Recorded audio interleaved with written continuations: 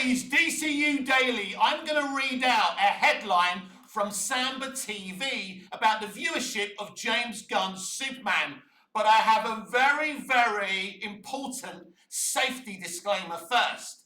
While I read out this headline, I need you to refrain from drinking and eating while I read out this headline.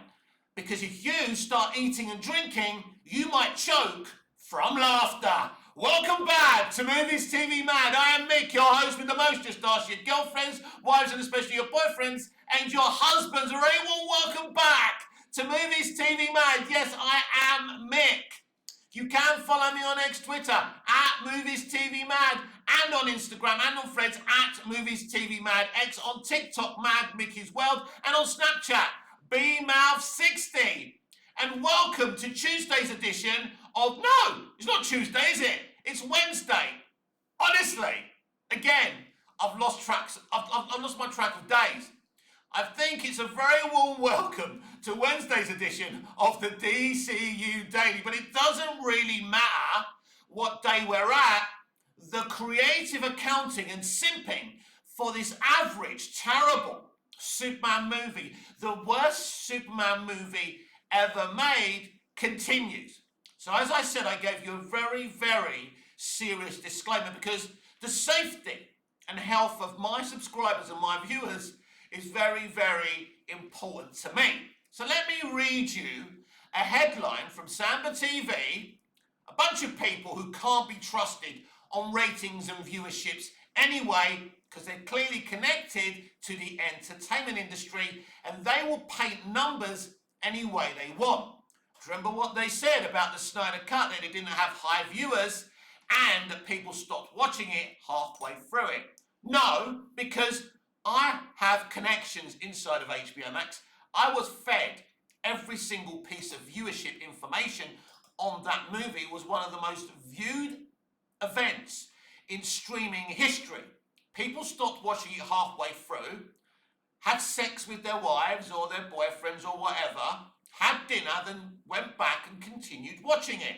It's not the first time or last time people watch stuff from streaming in bits and pieces. They lied because WB wanted them to lie. So again, for your own safety, no food or drink. More US households watch Superman on HBO Max than PVOD over its first 3 days.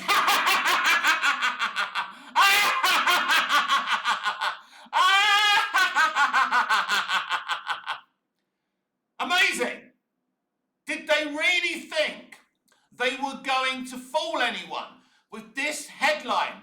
What you're actually saying to us, right, is that more people wanted to watch it for free, as they already had an HBO Max subscription, than pay for it on PVOD. That means this movie's so shit, people are not willing to pay to watch it. So they wanted to watch it for free with their HBO Max subscription. All the people who couldn't be bothered to see this piece of shit in theatres, and there's a lot of people who didn't see this film in theatres, so they're simping for the first 3 days. They even dared to say that the first 3 days viewership of Superman on PVOD was just as much or more than Deadpool and Wolverine. This is creative accounting. The same creative accounting we saw and heard for the box office. Oh, this is one of the biggest comic book movies domestically. But they were ignoring the facts that internationally, Superman was a huge flop, right? Man of Steel didn't do great domestically, but did wonderfully internationally. It's 1 for 1, right? But they've tried this creative accounting ever through its run. And I warned you that this would continue for its digital release and release on streaming. Just wait until they release it on physical media. The situation will be even worse. This is so embarrassing, everyone. What kind of stat is this? I've never heard a stat like this. The film we tried to get you to buy, you didn't buy, but you decided to watch it for fucking free instead. What kind of marketing, what kind of simping is this? As I've said before, Samba TV can't be trusted. Their numbers are kind of accurate, but they mess them about a bit, trying to make them look like the way that the entertainment industry they're simping for want them to. Of course, they've got connections throughout all the studios and networks and streaming companies in the entertainment industry. You know how they count the numbers for streaming, don't you? Instead of telling you how many viewers they get, they tell you how many minutes and seconds viewership they get on streaming series and movies. There's a reason for that, because if you break it down into minutes and seconds, it seems like more than doing it per viewer, per household. That's it. But this was done the old-fashioned way. But basically, people are not willing to pay to see Superman. They're dealing with a sophisticated movie public, entertainment public. Sophisticated. We don't believe your lies. We don't believe your creative accounting. And we don't believe that you were saying nobody watched the Snyder Cut when they did. They did, because I had the evidence in front of me, on printout, on paper, from my insiders, that showed me the viewership of the Snyder Cut. As I said, one of the most successful streaming events of all time. That's why John Stankey put his own hands in his own pockets and gave Snyder over 70 million to finish his fine work of art. Because that's what the Snyder Cut is.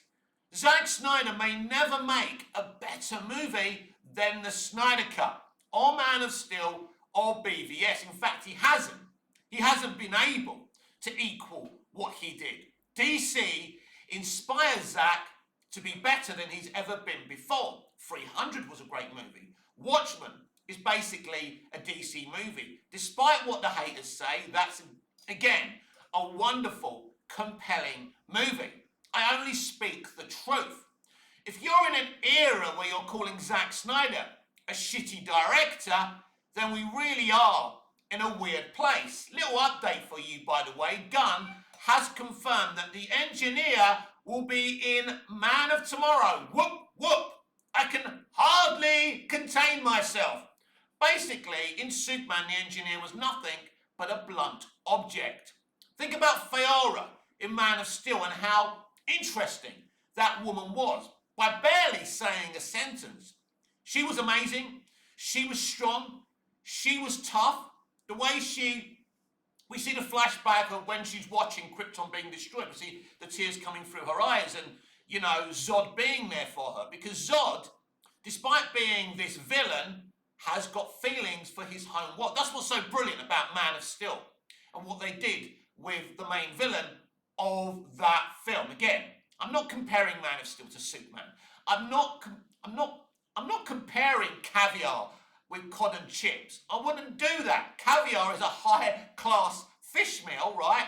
Is caviar fish eggs? Whatever I don't know what it is. And cod and chips is a common man's food, right?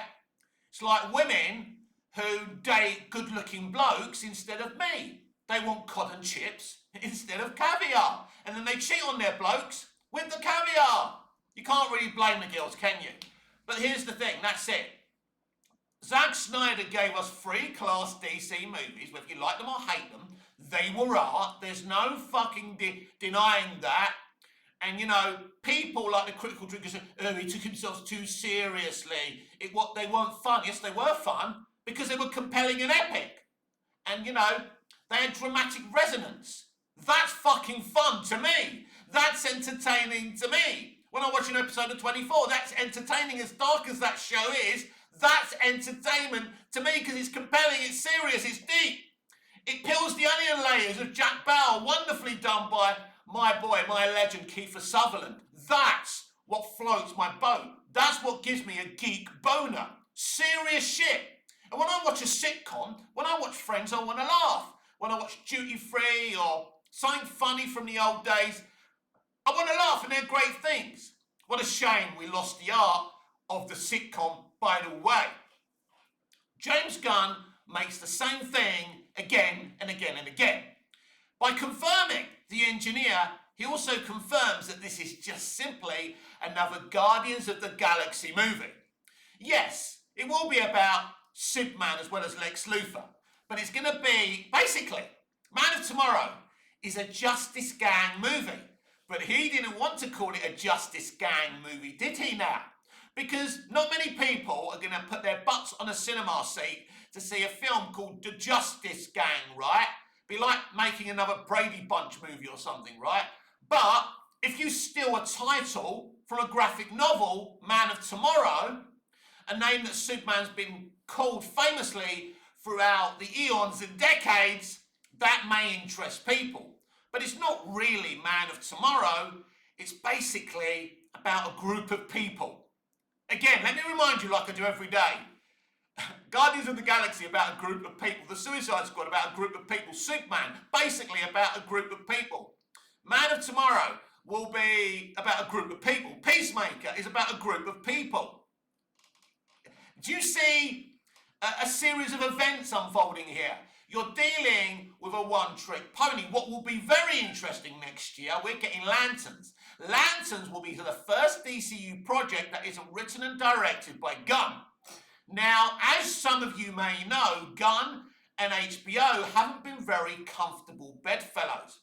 HBO want to put their brand on this series. They want to make an HBO Lantern series. I mean, it's been made now, right?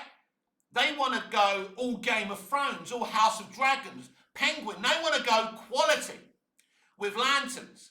So when you've got a guy coming in and saying, well, we're all the dick jokes, we're all the fart jokes, right? You know, the people at HBO are going, mate, fuck off, mate. Fuck off, mate. We're fucking HBO. We're trying to make you a compelling series, a serious series, and you want dick jokes and fart jokes. This is serious, mate. You either want us to make this series as part of the DCU, or you don't. Make it your fucking self. But you can't because your boy Zaslav wanted an HBO Max series.